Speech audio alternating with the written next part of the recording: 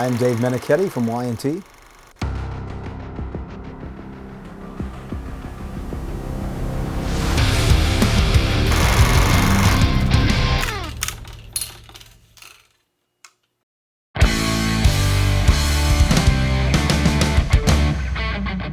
We started out playing just like everybody else, doing a couple hundred people in a club or something like that.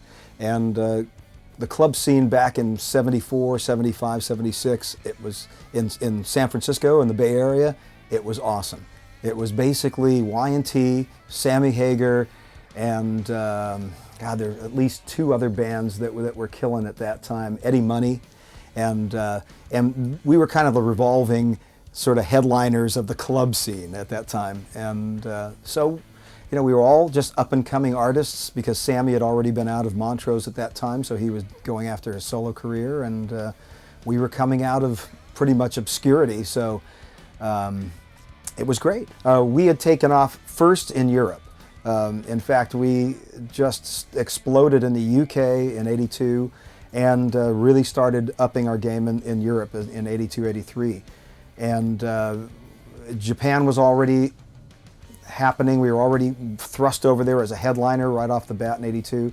So all that was happening. It was the US that wasn't. And we were at that time on A&M Records. And A&M US, not those other places, A&M US had no clue what to do with us.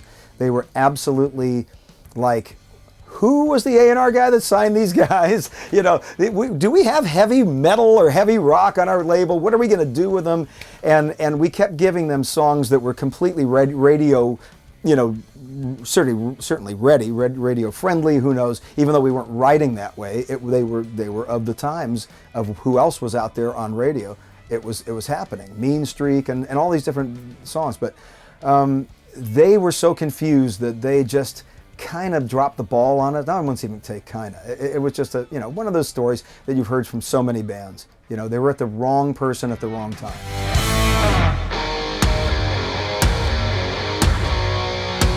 At some point near the end of the '80s, it started getting to a really strange period where the fans were just growing and growing and growing, but the record industry people were like, oh, those guys again? You know, it's like, you would think that your longevity was actually a good thing as far as the record industry went, and they were starting to like get to that point where, oh, we're looking for something else. You know, who else is, oh, Guns N' Roses is coming out now, and so on and so forth.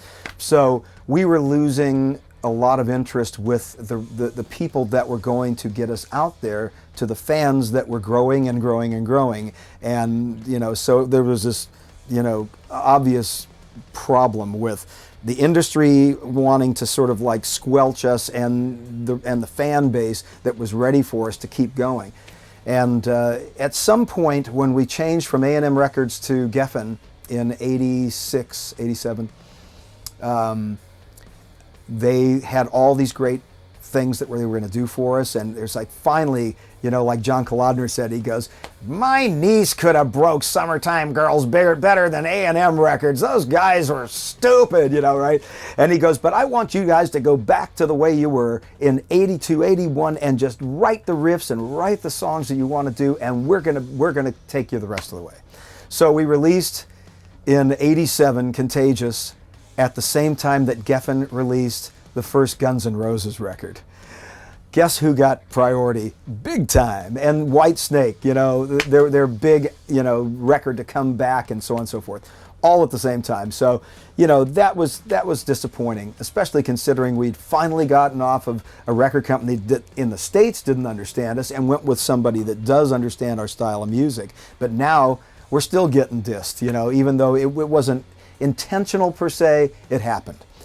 So now we're up to the second record of Geffen, and which ended up being called 10.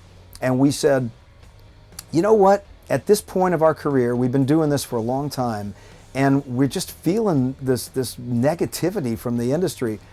If Geffen can't do anything with this, and if they don't give us the full push, you know, after this goes, maybe we should think about doing something else. Well, as it turned out, of course, grunge started coming in at that time, and it was a whole revolution in as much that, I mean, we'd been since the 70s, obviously. So we went through disco, we went through punk, we went through so many different other styles of rock that were happening at the time.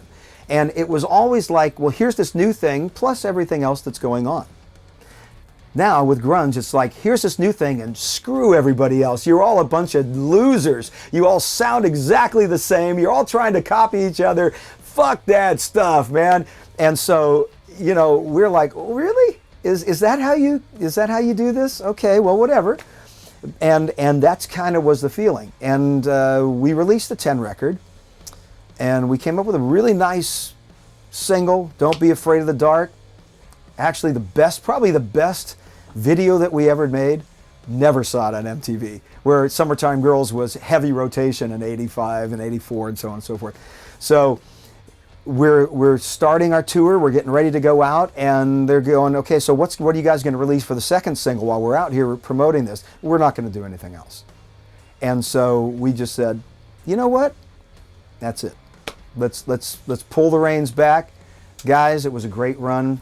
Love each other. Let's do 7 more shows, call it a end of it all kind of tour. We'll do it in California, play 7 shows, out, see ya. We'll figure out something else to do at some point.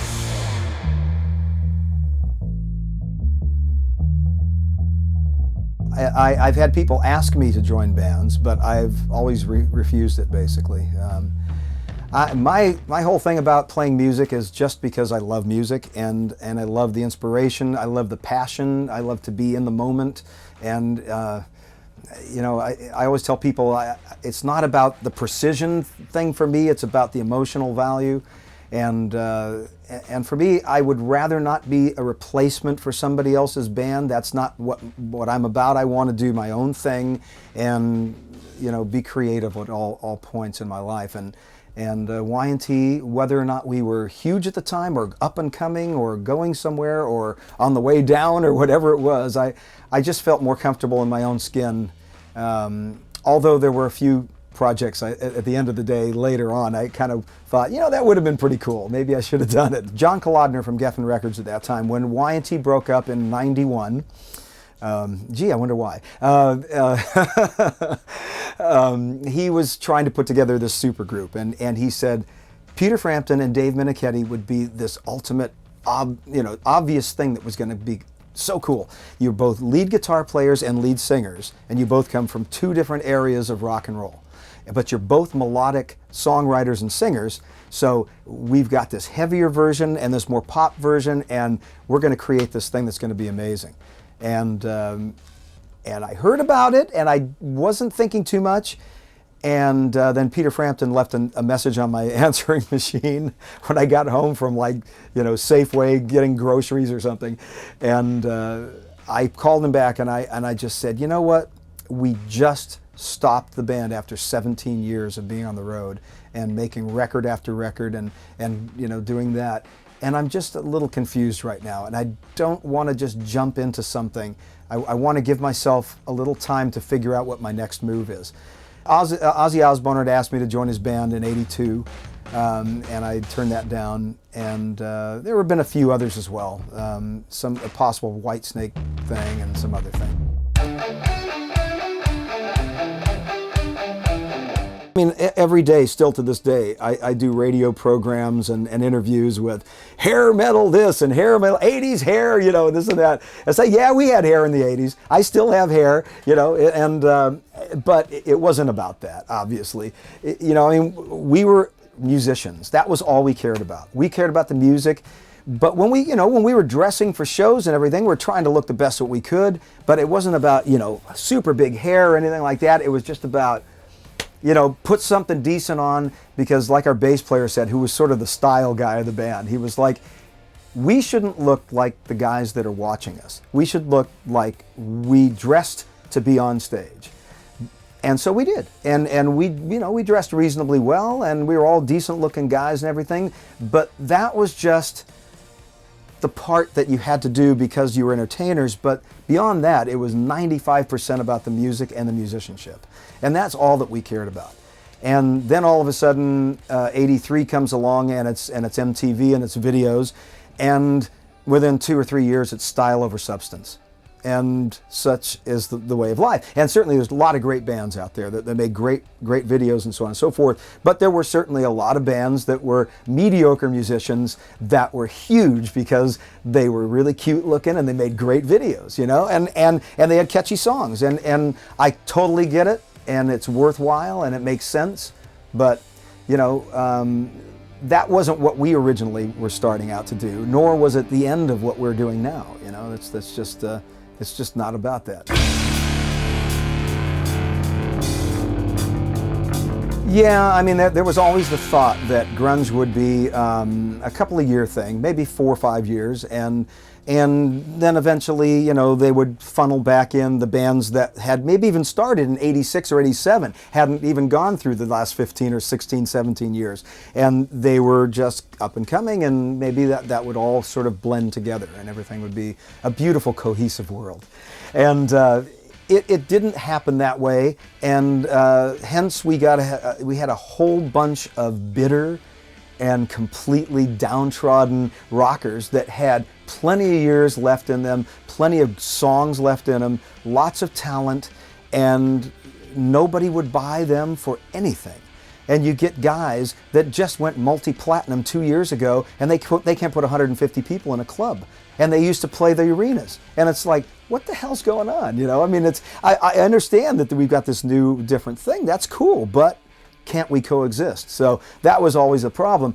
At some point, I remember saying that I went to a NAMM show in like probably 93 or something like that. And I see all these guys. I see my buddies, Don Dock, and I see everybody, you know, all these guys. And what are you doing, man? Oh, fuck, man, it sucks, man. What are you doing? Oh, man, I got to join like somebody else's band and do this and that. Oh, you know, and I'm thinking, I'm not going to go to any NAMM shows anymore for a while, man. I don't want to be depressed, man, because I'm thinking, you know what? I don't care. It's at some point, okay, that's what it is. That's cool. But, you know, I got a lot of life left in me, and I got a lot of things to say, and I'm going to do them. And we're going to do independent records now. And that was the day of the independence. You know, no longer did we care about having a major label anymore. In fact, in some ways, having a major label was kind of sometimes a bad thing in a way at that point, because you're just probably going to get shoveled in the back next to all these other guys like we'd been before. And of course, there was no loyalty to musicians anymore. You know, when we got signed in the 70s and the 80s, if you didn't sell over 150,000 records, hey, that was pretty good. We're going to stay with you. We can see the potential. You know, there was this loyalty factor. Once the 90s hit, that's what I always thought, you know, I felt sorry for the guys that came in on the 90s. Because if they didn't do well in their first record, chances are they weren't going to get a second record. There was no loyalty. It was all moving so quickly. And the record companies were panicked, because they went from spending tons of money and let's take these guys out to these big expensive dinners and let's give all these bands tour support money and stuff like that, to reality that they were getting hit up against the hip-hop era and the grunge era, where people were doing independent little small labels with 2 or 3 guys that were starting these things, and they were selling millions of records. And all of a sudden, they got turned on their heads too. So it wasn't just the rockers, it was the industry that got shut down. And they all of a sudden had to downsize, and so on and so forth. So now that meant if these guys don't hit this certain peak on their first release, we can't spend any more money on them. Next. So I felt bad for the 90s people, actually, because they didn't get the shot that the people in the 60s, 70s, and 80s had.